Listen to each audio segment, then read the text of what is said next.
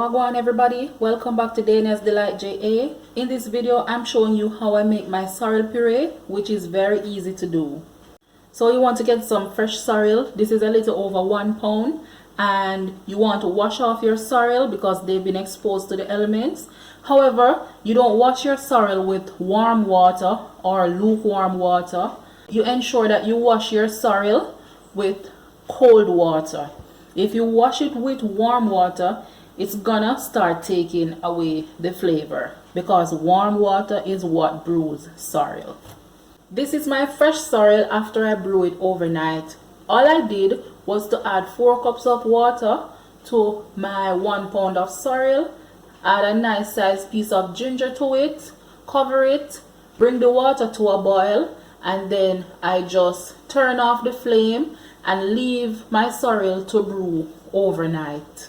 Then the next simple step was just to strain the liquid from my sorrel pulps the following morning. Now to finish off my sorrel puree, I am just using some of the pulps from what I brew overnight, as you can see here, and I am using some of the liquid from what I strained, and we're just gonna blend this together until we get a rich, thick consistency.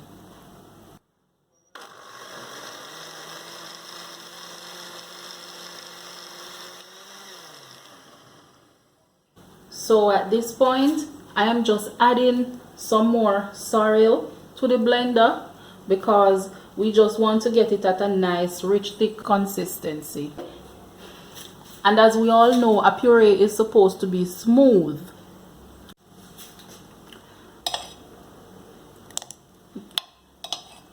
This is the consistency I have so far.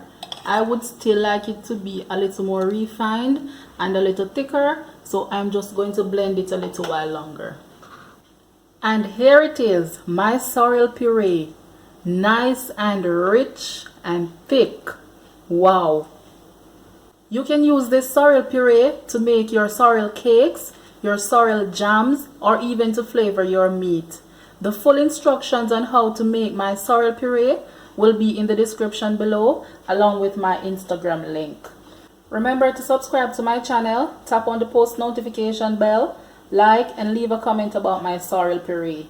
Thank you for watching, and I will see you next time.